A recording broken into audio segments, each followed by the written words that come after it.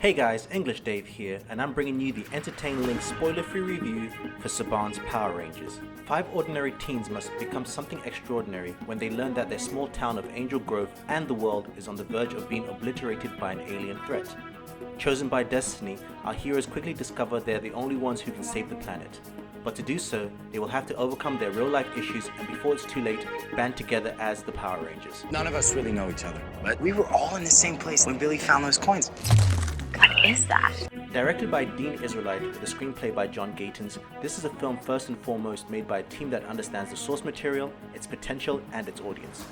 The original Mighty Morphin Power Rangers first aired in the US in 1993 and since then has gone through several incarnations with the franchise still going on today. The team wisely chose to focus on the original version, yet added other aspects of the lore, including some new ideas, in order to flesh out the story and create something that stands on its own. At a time where we've seen so many superhero origin stories, it's easy to write this off as just another film where we have to go through a few hoops before we actually get to the fun. While it does follow the tropes of origin stories, it does so in a way that you actually enjoy the journey it takes to get there. The film wisely takes the cliched stereotypical parts of the original series and plays with them in smart ways that make you care more about these kids in ways you didn't in the original show.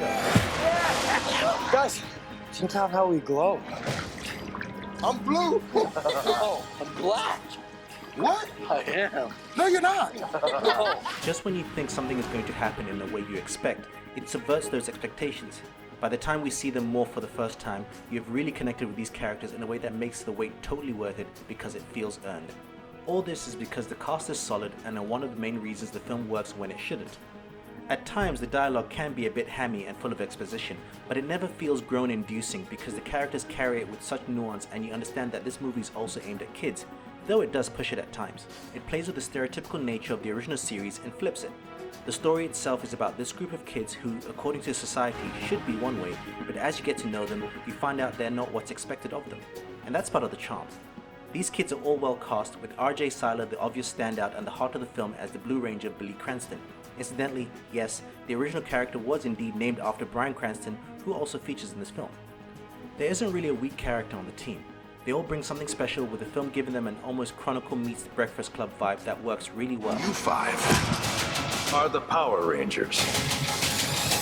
Did I just hear you say we're Power Rangers? Is this some kind of joke? We're talking to a wall. Bryan Cranston as Zordon is great. We even get to learn more about the giant floating alien head than we ever did in the original series. Assisting him is the ever-loving robot sidekick Alpha 5. Many fans had issues with the design of the character when the first stills were unveiled, but in motion and with the perfectly cast Bill Hader doing the voice work, he works perfectly in this film and gives off more of an alien robot vibe from the obvious man in a suit look from the original. Actress Elizabeth Banks is surprisingly cast as the villain Rita Repulsa, and for better or worse, she fully commits to the role and is probably the most exaggerated character of them all. What I liked was that unlike the TV series, her character story is more connected to the Rangers and she isn't afraid to get her hands dirty. Power Rangers is a film with flaws, but it's so much fun that you can easily forgive them. The pacing rarely lets up, yet when it does, it gives you some really unexpected moments of character. You really get behind these kids that when they finally get into their Zords and the unforgettable theme song kicks in, you can't help but get excited in a way that only your youngest self can relate to. It's not a perfect ride, but it's a fun one, and I'd love to see these characters in more movies. It pays great homage to the franchise, yet creates its own path.